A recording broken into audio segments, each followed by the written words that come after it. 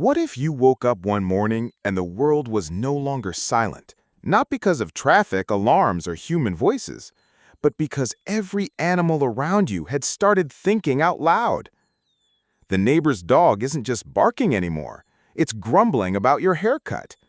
The pigeons outside your window are bickering over which rooftop has the best crumbs. The ants on your kitchen counter are chanting in unison, "Sugar, sugar, sugar!" At first, it's hilarious, even cute. Who wouldn't want to finally know what their cat really thinks about them, or why dogs stare into nothing at 3 in the morning? But the novelty quickly fades, and the truth of this new world sets in. It's chaos. Step outside, and you're hit with a storm of voices. Squirrels are screaming about stolen acorns. Mosquitoes whisper about how delicious you smell. Birds are narrating the sunrise with poetry and rage, yelling about the trees we cut down. Suddenly, the invisible wall between humans and animals is gone.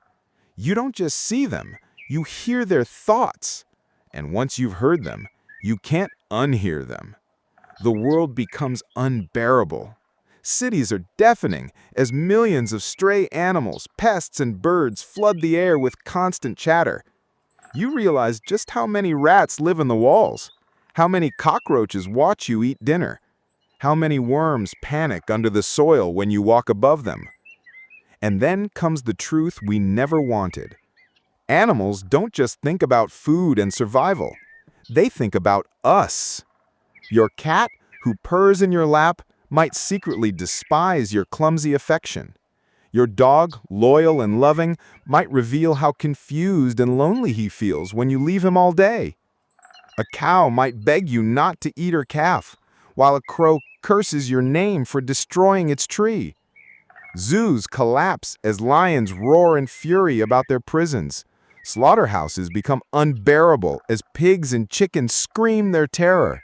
And even pets start demanding autonomy. Society splits apart.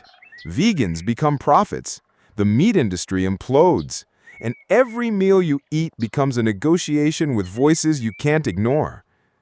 But it's not all tragedy. For the first time, you can truly understand your pet. No more guessing if the cat is sick or the dog needs to go out. Farmers might strike deals with animals. Bees could ask for better flowers in exchange for more honey. Dolphins might guide ships safely if we promise to stop polluting. Entire ecosystems could become partners instead of resources. Imagine cities designed with the help of crows, raccoons, or even ants. Yet the human brain isn't built to handle so many voices at once. Walking through a forest becomes overwhelming. Millions of insects buzzing their thoughts, birds shouting, deer warning each other, bees humming endlessly. People begin to lose their sanity. Some escape to deserts or remote mountains where fewer animals live. Others invent new technology, thought filters, headsets that mute the noise, allowing you to choose which species you want to hear. Of course, this leads to corruption. Black market devices that spy on your neighbor through their dog, amplifiers that turn whale songs into booming sermons across oceans, and controversial silencers that erase animal voices altogether. The ability to hear becomes a weapon, a business, a curse. And so we return to the real question. We've always claimed we wanted to understand animals, to know if they love us, if they dream, if they feel sadness. But if we really could hear every thought, every complaint, every scream, would we want to? Would we embrace the endless chorus of laughter, pain, and truth? Or would we run back to silence and pretend we never knew? Maybe the question isn't, what if we could hear animals? Maybe it's, are we ready to listen?